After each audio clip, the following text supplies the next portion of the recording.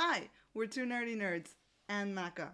And here's what's new with our zombie roguelike Reclaims the Living.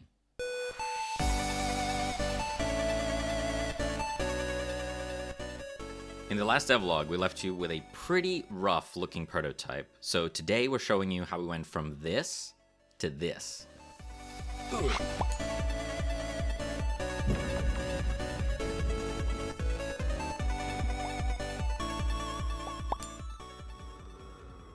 So last time I had shown you a couple of different 2D sprites.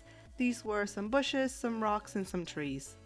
These looked pretty good in game, so we're going to leave those there for now. And I think the next challenge for me was to kind of draw the ground sprites, so this would be the grass, in a way that still looked pretty cool. It turned out to be kind of challenging actually, and I had to draw a couple of different iterations until I got it just right. It was a little bit of trial and error, and eventually we got to a place where we have a little bit of the dark outlines to give some accents, and then just very simple green color texture, and I think that looks pretty nice. Then I went ahead and started implementing these in-game. I set up a grid map for the floor, added the grass texture, set up the props, like individual scenes for the props. Some ended up quite simple, obviously, like the grass and bushes, and for trees I added a little bit more detail, playing around with the perspective. So here you see I'm doing the trunk and the canopy like in different layers. And then in-game, as the camera shifts, that adds a little bit of a perspective play. Then I built a little editor tool to populate the level with a set of props. I didn't really want to place each individual bush manually, so I just used this to quickly populate the level. Now that we had an environment to play with, we started gray boxing the first level using this little doodle that Celine put together of the map layout and Godot's CSG nodes. We blocked out each space so we could get an idea of how the level felt. Like here we're going to have a lake, here we're going to have a road, here we're going to have a hedge maze. Kind of just playing around with it, see what felt good.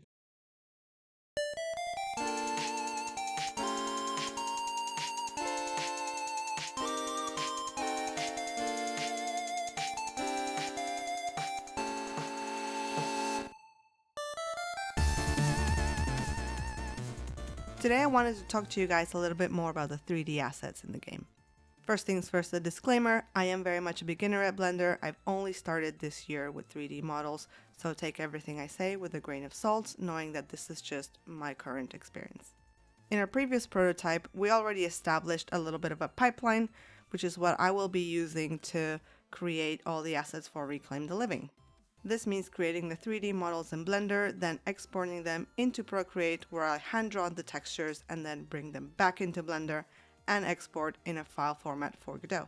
The reason why I've chosen this pipeline is because I think by hand drawing the textures, I'll be able to achieve the same kind of cartoon and look that is consistent with all the 2D assets in the game.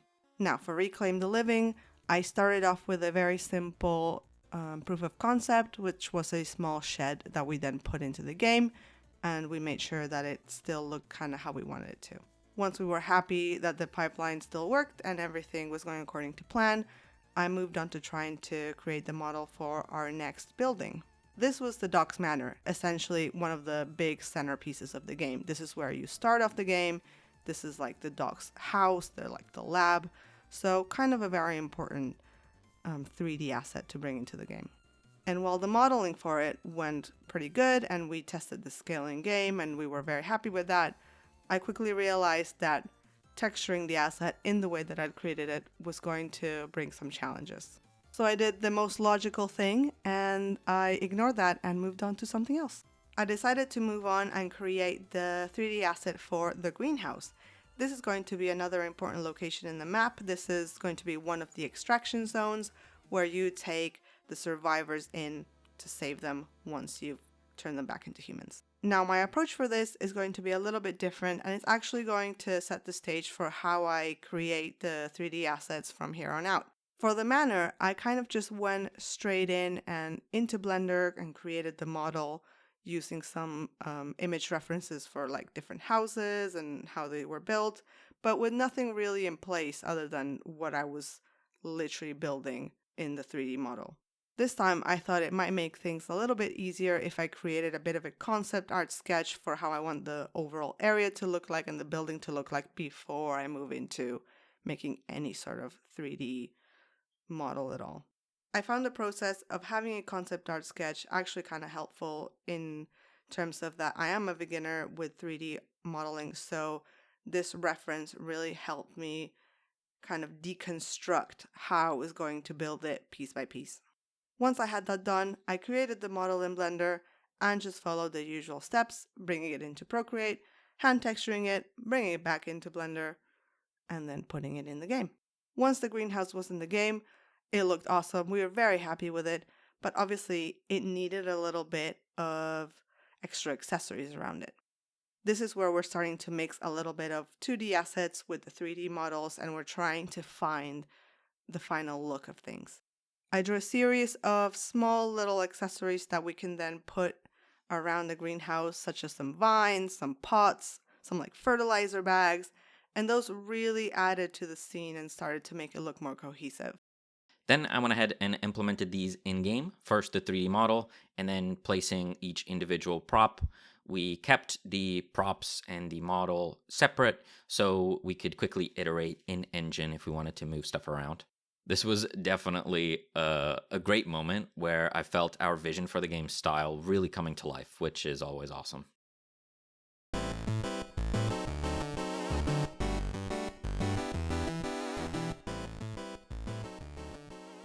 Last time I showed you guys how we got to the point where we designed a dock and we established some principles for how we want the characters to look. Now it's time to actually bring them to life. This meant we had to consider how we were going to be animating our characters, and we decided to kind of keep the same approach that we did for our prototype. This meant that I would be drawing a sprite sheet with all the body parts separated, as well as a couple of extra frames, which we will then bring into Godot where they will be animated kind of like a puppet. For NPCs, I had to consider both zombies and their human counterparts. I wanted to create some visual distinction between them, so I decided to draw the zombies using a sharper, more pointy style, and their human counterparts being more round and soft. For animating, I followed the same process as the dock. I created sprite sheets with all their body parts, different expressions, and then we brought that into Godot. I then took said sprite sheets and rebuilt the characters in Engine piece by piece, essentially recreating Celine's design. This also let us do things like this. Anyway. Then using the animation player, I started creating a basic set of animations for all our characters. And I do this by animating individual parts or group of parts like torso or the arm or the head. It was also cool to implement little details like the dock's blinking animation, for example, which is separate from the rest of how the parts are animated. I'm not so great at animating yet, but I still find it super fun, so this was a great time. Okay, so now this is all starting to look pretty awesome, but at the end of the day, this is supposed to be a video game, so now it's time to put my head down and actually build some game systems. Our gameplay loop revolves around curing zombies, so I worked on how to spawn the zombies dynamically. I wanted to design the system so I can just request zombies to be spawned and I don't have to think about it. So to spawn a zombie, we look for a space just off screen that is not inside a collider like a building or a tree. This way the player never sees a zombie pop into existence out of nowhere. Now, to return the zombies to their human counterpart, we needed a way to cure them. So I gave the dock a syringe for cure application and gave the zombies what I'm calling cure points. When enough cure is applied, they turn into humans. The plan is to have multiple cure applicators, so later on we'll add things like dart guns and cure grenades and whatever else we can come up with. When the zombies are turned back to humans, they are understandably a bit confused, so they follow the dock until he leads them to safety. I added a simple circle collider to serve as a safe zone for the player to take the survivors. Essentially, when they collide with the circle, they are considered rescued. Once enough survivors are rescued, they reward the player with upgrades. So I implemented a simple level up system where I can define the number of rescues needed for any given level. On level up, the player is then presented with a choice of upgrades to pick from. Classic roguelike stuff. And the way that it works in our game, first the player picks a utility skill like a dodge roll or a sprint, then a cure applicator like a dart gun, then the upgrade pool opens up to all sorts of upgrades. Some of them related to the abilities, so for example, you could reduce the cooldown of your dodge roll, some related to the cure applicators, like your dart gun firing more darts at a time, and then some more general, like a force field around the player that can block zombie hits. When it comes to upgrades, we didn't stop there though. At certain points of the run, the zombie virus will mutate, and that's where the player is asked to pick one of two ways of upgrading the zombies. We're hoping this little twist on the genre will keep it fresh and allow for some fun risk-reward gameplay. Some of these will be quite simple, like making the zombies faster, but some will more heavily modify your run, like spawning a unique type of zombie.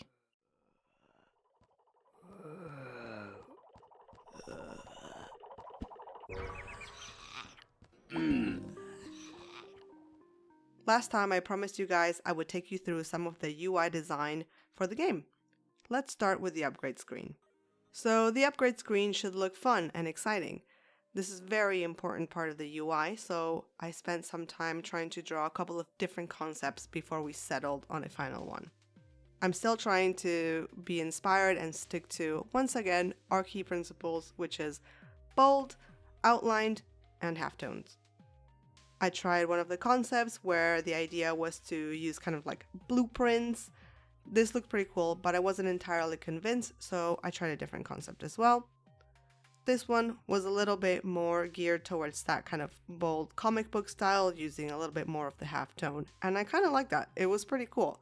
But again, in the spirit of just trying to come up with new ideas, I tried a couple more things. I then tried one that was a little bit more like monochrome, but still really bold and vibrant in its colors.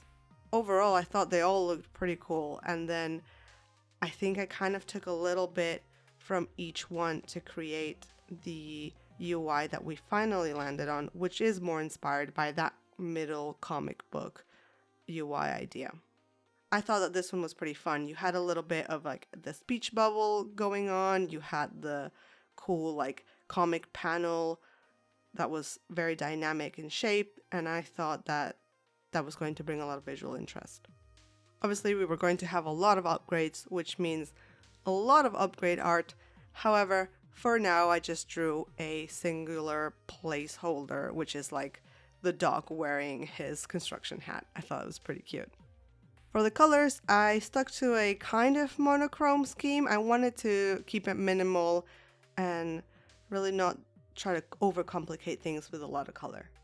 For the zombie upgrades, I kind of kept the same sort of look, except I'd made things a little bit more jaggedy, a little bit more sharp once again, and this time the color scheme was all reds, whereas the regular upgrades used the sort of green teal hue that we're using to signal the cure. For the HUD, the first iteration that we have here is quite simple, once again sticking to that bold outlined halftone look. It's pretty minimal and relatively standard to the genre, where you have your XP bar at the top with a little timer in the middle of your screen. We do also have two icons that sit below the XP bar, which are the applicator cooldown and the ability cooldown, which sits next to the health indicator.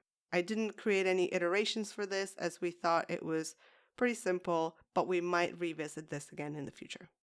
While implementing UI in game engines is not my favorite thing, I just used the basic UI nodes from Godot and implemented everything into the game using signals. I used the common pattern of using global events, so the cure applicator would emit a signal saying it's on cooldown, and then the UI connects to that and always reflects the game state. So there you have it. At the end of this, I was super proud of how much the game started coming together and looking awesome. Now that we have something to show off, we decided to register for Steam's Zombies vs. Vampires Fest. Which, I'll be honest, I'd love to participate in that if the game was actually released, but we'll take the second best option right now, I guess. So, for the next devlog, we're going to show you a little bit of what's to come for the rebrand of the game. I will be focusing on redesigning our logo and getting our Steam capsule art event ready. I will also be creating some additional assets for the screenshots to refresh the Steam page. We hope to see you guys next time, and please, if you like the game and you like what you're seeing, remember to give the game a wish list on Steam. Also, if you're interested, we do live stream most of the development of this game, so feel free to catch us live on twitch.tv/2nerdynerds. Alright, we'll see you next time. Bye-bye. Bye!